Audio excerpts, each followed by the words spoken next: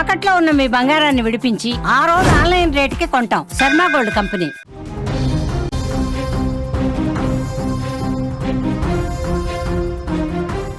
Breaking news చూస్తున్నాం. తిరుపతి జిల్లా గూడూరులో జరిగిన దారుణ హత్య కేసు స్థానికంగా కలకలం రేపుతోంది. గాంధీనగర్ శ్మశాన వాటిక సమీపంలో జరిగిన ఈ హత్య కేసులో పోలీసులు దర్యాప్తు చేయగా షాకింగ్ విషయాలు బయటకు వస్తున్నాయి. మొదట గుర్తు తెలియని వ్యక్తులు ఈ హత్య చేసినట్టుగా సమాచారం ఉంది. ఇప్పుడు ఈ కేసులో ఒక భారీ ట్విస్టు, ఊహించని ట్విస్టు బయటకు వచ్చింది. గూడూరులోని కిట్కో గృహాల్లో నివసించే షేక్ రషీద్ బాషా అనే కారు డ్రైవర్ను దారుణంగా హత్య చేసిన ఘటన వెలుగులోకి వచ్చింది. గాంధీనగర్ శ్మశాన వాటిక సమీపంలో హత్య జరిగింది. మృతుడు రషీద్ని కత్తితో పొడిచి చంపినట్లుగా పోలీసులు తెలియజేశారు. ఈ కేసును డీఎస్పీ గీతాకుమారి, సిఐలు శ్రీనివాస్, శేఖర్ బాబు స్వయంగా పర్యవేక్షించారు. మొదట ఈ కేసులో అనుమానితులుగా అదుపులోకి తీసుకున్నారని వార్తలు వచ్చాయి. కానీ ఇప్పుడు ప్రధాన నిందితులు రౌడీ షీటర్ అయిన వెంకీ అని తెలుస్తోంది.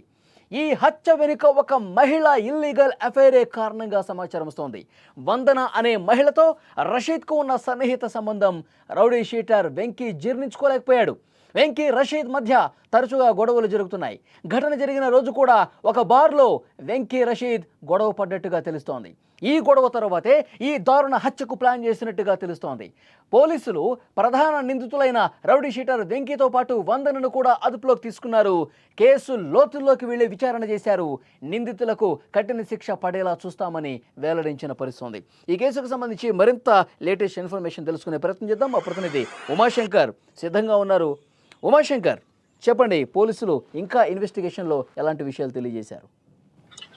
వలి, నిన్న మనం ఎక్స్పెక్ట్ చేసిన విధంగానే ఇది ఇల్లీగల్ వ్యవహారానికి సంబంధించినటువంటి హత్యగానే పోలీసులు కూడా భావించారు. అయితే ఆ దశగా కూడా విచారణ చేసినటువంటి నేపథ్యంలోనే మొన్న రాత్రి జరిగినటువంటి రషీద్ హత్య కేసుకి సంబంధించి ఎవరెవరు ఆ ప్రాంతంలో ఉన్నారు, అదే రకంగానే సీసీ ఫుటేజ్ ఆధారంగా కొన్ని వివరాలు అయితే పోలీసులకి దొరికాయి. అయితే ఈ కేసుకు సంబంధించి వెంకీ అనేటువంటి రౌడీ షీటరు, అదే రకంగానే అబ్దుల్ అనేటువంటి ఇద్దరు ప్రధానంగా పాల్గొన్నట్టయితే తెలుస్తుంది. అయితే వందన అనేటువంటి ఒక మహిళ, అంటే ఈమె అక్కడ కొంత లేడీ డాన్ గా వ్యవహరిస్తూనే గంజాయి సప్లై చేసేటువంటి వారు కావచ్చు, అంటే అమ్మేటువంటి వారికి డాన్ గా వ్యవహరిస్తూ ఉంది. అయితే వందనకి వెంకీకి కొంత వివాహేతర సంబంధమైన అయితే కంటిన్యూ అవుతుంది, ఇల్లీగల్ అఫైర్.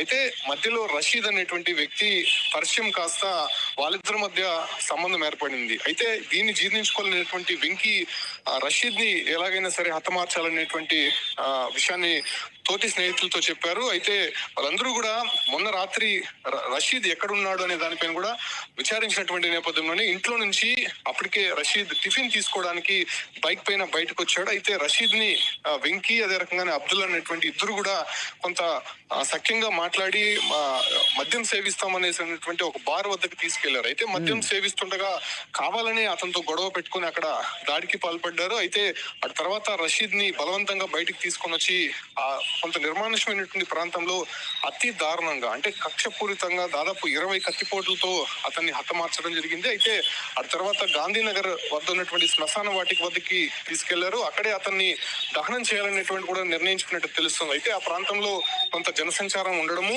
అదే రకంగానే అక్కడ వాళ్ళు కొంత భయపడి ఆ మృతదేహాన్ని చెట్ల పొదల్లోనే వదిలేసి ఆ బైక్ ను కూడా ఆ చెట్ల పొదల్లోనే పారేసి వచ్చేసినటువంటి పరిస్థితి కనిపిస్తుంది. సో ఉదయాన్నే ఆ రషీద్ మృతదేహాన్ని అక్కడ ఉన్నటువంటి వారు గుర్తించి పోలీసులకు సమాచారం ఇచ్చారు. అప్పటి నుంచి కూడా అక్కడ క్లూస్ టీము, డాగ్స్ వాడు ఎంక్వైరీ చేసినటువంటి నేపథ్యంలోనే అసలు వీళ్ళు ఎక్కడి నుంచి వచ్చారు, అదే రకంగా ఎక్కడ గొడవ జరిగిందని దానిపైన కూడా పోలీసులు విచారణ జరిగింది. అయితే ఆ ప్రాంతంలోనే ఒక బార్ లో ఫస్ట్ మొదటగా ఘర్షణ జరిగినటువంటి నేపథ్యంలోనే అక్కడ ఉన్నటువంటి సీసీ ఫుటేజ్ ఆధారంగా వెంకీ అనేటువంటి వ్యక్తిని గుర్తించారు. అతను తీసుకొని విచారించినటువంటి నేపథ్యంలోనే ఈ మొత్తం కూడా వ్యవహారం బయటపడిందని చెప్పుకోవచ్చు. వెంకీ ఇప్పటికే రౌడీ షీటర్ గా ఉన్నారు.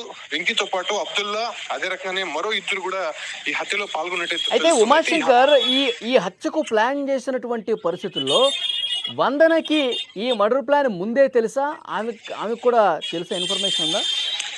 ఇది కొంత ఆర్థిక వ్యవహారాలు కావచ్చు, లేదంటే అక్రమ సంబంధానికి సంబంధించినటువంటి వ్యవహారం, గంజాయికి సంబంధించినటువంటి కూడా కొన్ని ట్రాన్సాక్షన్స్ లో కూడా వందన, అదే రకంగానే వెంకీ కీలకంగా ఉన్నారు. కాబట్టి ఈ వ్యవహారంలో రషీద్ అనేటువంటి వ్యక్తి కూడా మధ్యలో ఇన్వాల్వ్ అయ్యాడు. సో వీళ్ళ ముగ్గురు మధ్య ఏర్పడినటువంటి విభేదం కావచ్చు, లేకపోతే రషీద్, వందన దగ్గర అవుతున్నారనేటువంటి ఒక కారణం చేత కోపం పెంచుకున్నటువంటి వెంకీ అతను ఎలాగైనా సరే హతమార్చాలని చెప్పి నిర్ణయించుకున్నాడు. సో మొత్తం ఈ ఒక్క ఎపిసోడ్ లో అంతా కూడా వందన పాత్ర కూడా ఉన్నట్టయితే తెలుస్తుంది. ఒక ట్రాన్సాక్షన్స్ లోనే రషీద్ ఒక కీలకంగా మారాడు కాబట్టి సో అతను అడ్డుపడుతున్నాడు అనేటువంటి ఒక విషయం పైన కూడా ఈ హత్యకు ప్రధానమైనటువంటి కారణంగా చెప్తున్నారు. అయితే ప్రధానంగా వెంకీ కక్ష పెంచుకోవడానికి మాత్రం వందనతో రషీద్ అనేటువంటి వ్యక్తి కొంత సన్నిహితంగా కొంత ఎక్కువగా ఉండేటువంటి నేపథ్యంలోనే అతను టార్గెట్ చేసినటువంటి నేపథ్యంలోనే అతి దారుణంగా చంపాలి, కక్షపూర్వకంగా అతన్ని హతమార్చాలనేటువంటి నిర్ణయం తీసుకున్నటువంటి నేపథ్యంలోనే రషీద్ ని మొన్న రాత్రి బయటకు వచ్చినటువంటి నేపథ్యంలోనే పక్కా ప్లాన్ ప్రకారమే